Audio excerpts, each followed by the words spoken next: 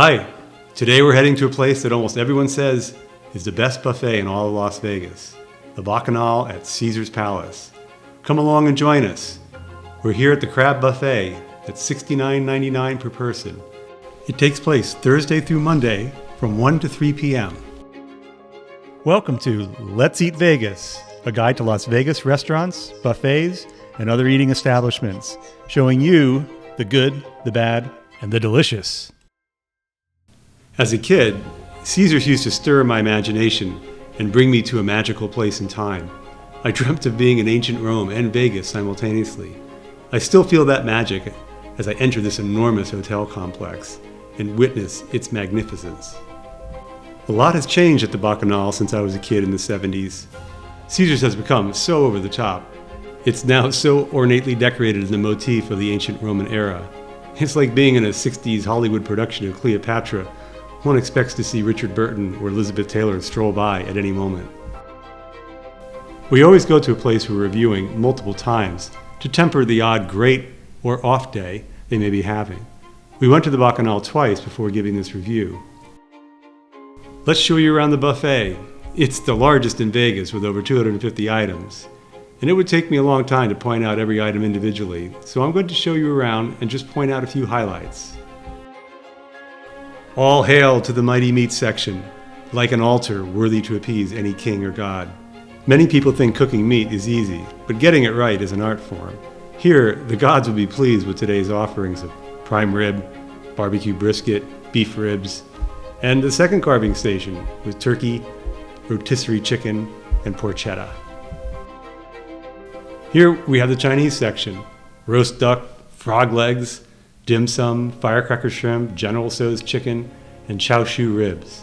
So many interesting items, but I'll leave the frog legs to you. They're not my thing, baby. Here's the charcuterie section. The Italian section has arancini, Italian wedding soup, assorted pizzas, and grandma's meatballs. It always scares me when I hear this recently coined phrase referring to meatballs. Rarely do they live up to my expectations for the meatballs my Italian grandmother made. Seafood section is crab legs, Jonah crab, seafood boil, and shrimp cocktail. A Mexican section with birria tacos, chilaquiles, and duck quesadillas. An assortment of salads. An entire breakfast section if you're here early enough. And of course, desserts. The Bacchanal has an incredible assortment of desserts. We could spend hours just showing everything on their dessert line. We nearly did spend hours eating it all. From cakes, pies, and homemade donuts, to cookies, creme brulee, ice creams, and sorbets, it's a dream come true for we sweet tooths. And of course, an entire section of sugar-free desserts. So, back to the table, and here's our first plate. Look at this beautiful mountain of meat. A carnivore's dream, a vegan's nightmare. But, does it taste as good as it looks? This is a tough one. The first time we ate here, the prime rib was average at best. We asked the carver for rare, and he said they didn't have that. What? I just paid $70 and you don't have one of your essential items cooked properly? Then, the end cap was way overdone, dry, almost inedible. The center actually was more rare than he let on, and it salvaged what otherwise would have been a disaster. But then, the second time we went here, utterly delicious. If I had the eating capacity and room inside, I would sit here and eat slab after slab of this prime rib all day long. It was available perfectly rare, and so rich in that wonderful flavor that real prime quality prime rib has compared to lesser grades of beef. I long for the flavor of fat like this. Here it lived up to my expectations. Truly exceptional flavor. The crust is outstanding. It's been infused with all the right seasonings, pepper, garlic, salt, and not just salt, but wonderful salt. The intense rich seasoning from the crust has marinated into the whole prime rib, where it lingers on your umami taste buds and makes you crave more. I love the salt they dust it with after it's cut and placed on your plate. I asked for mine to be 2 inches thick, and as you can see, they obliged. The au jus is great, very beefy and rich. And the horseradish, it's great too, very different in both flavor and texture than most cream horseradishes. It seemed like the horseradish had just been ground, and the cream was more of a creme fraiche. It was terrific. This is the perfect example of the sometimes inconsistencies you find at Caesar's. Given the gushing reviews they get, I have to imagine our first experience with the prime rib was a fluke. Let's hope so. This is probably one of the best briskets I've ever tasted. The bark is nice, crispy, burned to perfection, and so infused with barbecue flavor. Charred, sweet, peppery, and so umami-ish. The fat is everything. I loved it. I prefer a fatty brisket to a leaner one. If you do too, make sure to ask for it that way. They'll be more than happy to accommodate you. The sauce was terrific, savory, with depth of flavor and spicy. These mashed potatoes are heavenly as well. I love smothering them with the peppercorn sauce they've created. It's a perfect marriage of flavors. The hash browns, they were perfectly crisp and scrumptious as well. The only problem with this brisket is if I eat too much of it, I won't be able to eat anything else. It's so rich and extremely filling. Finally, the beef ribs. Wonderful. Well, really, stupendous. They're meaty, with rich barbecue smokiness, and just the right amount of chew. They're not overcooked, and don't just flop off the bone, but put up a bit of a fight. And as you can see, they're nice and rare. These remind me of the type of ribs that come off of the prime rib area. When I was a kid, my mom would ask our local butcher, Mario, to save the ones from the prime rib that he carved off that day. She would then season them beautifully with rosemary from the garden, sea salt, and freshly ground pepper. Then, when Dad got home from work, he'd sear them over our charcoal grill outside, so they were black and blue, perfectly burnt on the outside and rare like these on the inside. He wasn't a fabulous cook like my mother. However, he was really good at the barbecue. Man, I wish you could taste his ribs. Well, now I guess you can. They're waiting for you here at the Bacchanal. I didn't expect these shrimp and grits to be as fantastic as they are. The deep, rich flavor from the cream and cheese imparted into the grits is delightful. The texture is perfect, and the cheesy flavors of the cream sauce contrast so well with the acidic and sweet notes of the homemade barbecue sauce. This dish is a beautifully composed symphony.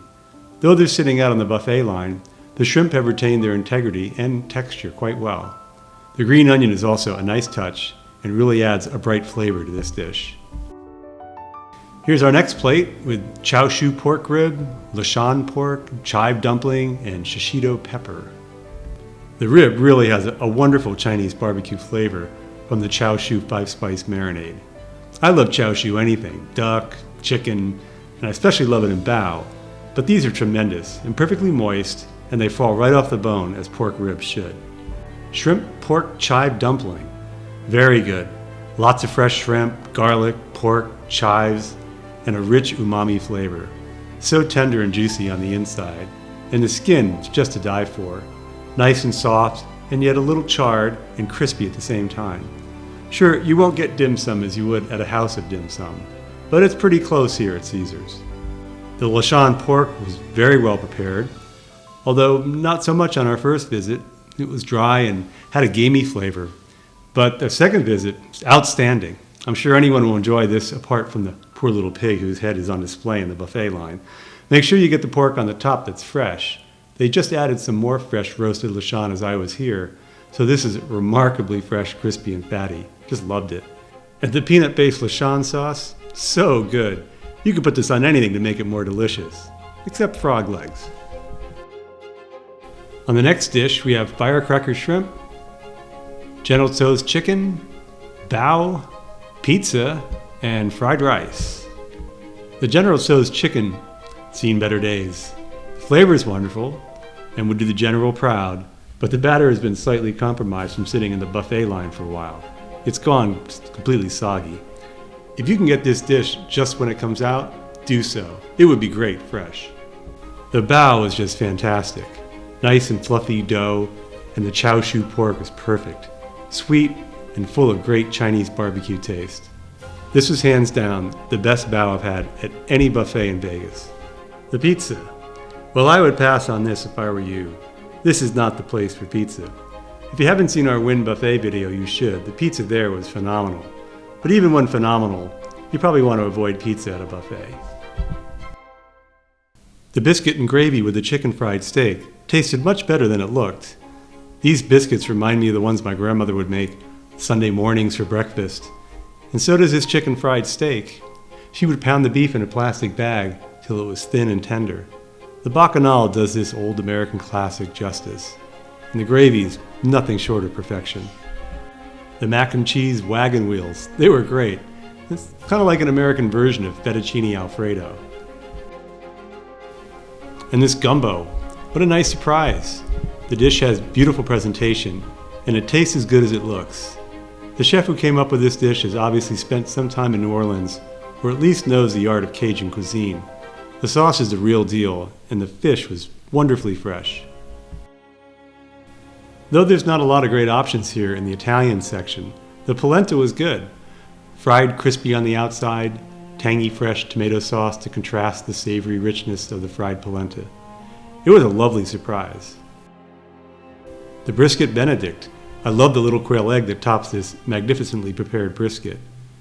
The sauce is savory, neither a hollandaise nor a gravy, but a delicious melding of the two. It's also served atop a potato pancake in place of toast. And the train wreck fries. Yep, they were a train wreck. I see where they get the name. Okay, there's a host of different toppings, but instead of creating a beautiful tapestry of flavors, it was just a soggy mess. The duck quesadilla was interesting. The little Mexican southwestern plates all reminded me of the Border Grill's Sunday brunch tapas menu, so I enjoyed them. If you're not familiar with the Border Grill, you should check out our other video about them. The quesadilla no more tasted of duck than it did of birria, but I still liked it. The plantains with caramel sauce. Pretty simple, only 2 elements on the plate, but they were both winners. I love this. The churros were light and easy on the taste buds. Very good interpretation of this Mexican treat. Filled with cream and topped with caramel. How could it not be good? I love this birria taco. It did a great job with it, very authentic. And Las Vegas is big on birria, so it has to be the real deal here. This little taco packed a lot of flavor. It was so good. I topped it with habanero salsa from the chips and guacamole station. Wow, is it spicy. But, you know, I have a chili addiction, so I loved it. This crab is fabulous. So sweet, firm, and fresh with the flavor of the ocean. It tastes as if it was just caught and boiled on the spot. No frozen taste here. It's probably one of the best crab leg sections of any buffet. But they don't let you take it yourself, which is somewhat of a drawback. I feel like one of the orphans in Oliver asking, "Please sir, may I have some more?" It's so rich and delicious. With the hot drawn butter, it's absolutely addicting. I see why they call this the crab buffet. It's probably the strongest dish they serve here. I love it. I could just sit here all night and eat nothing but crab legs. I'm a shrimp lover from way back, and these shrimp are some of the best I've ever tasted. Fresh, delicious, and they have that salty, sweet umami taste that great prawns should have. I've noticed that we have even better shrimp and quality seafood here than in Los Angeles, even though LA is closer to the ocean. Maybe it's because so much produce is used here in Vegas for the hotels that volume prevails over proximity. This seafood boil is just one of the most beautiful displays at a buffet I've ever seen. The fish here has that wild New England caught taste. My God, look at these shrimp. They're the size of my hand.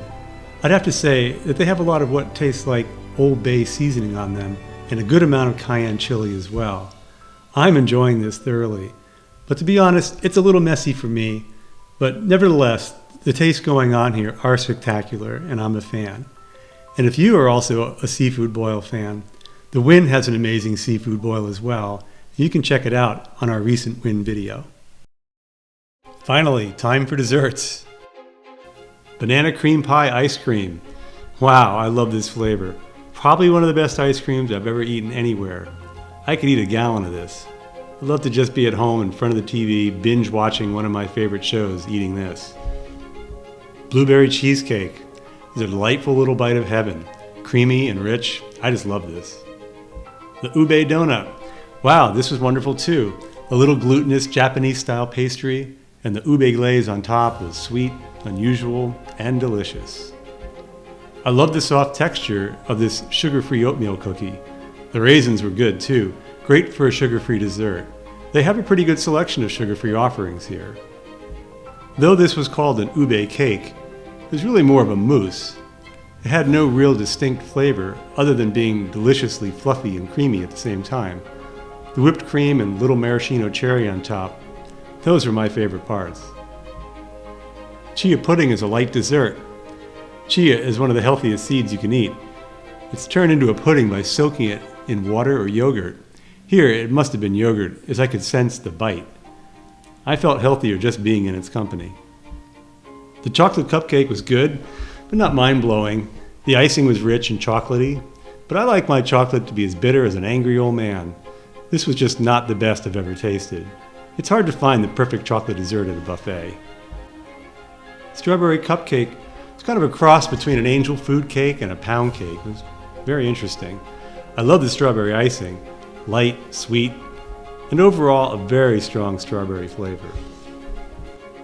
The raspberry cheesecake, it was good, but not the best cheesecake I've ever tasted. You can do a lot better at some of the other buffets in town. The creme brulee, it was great.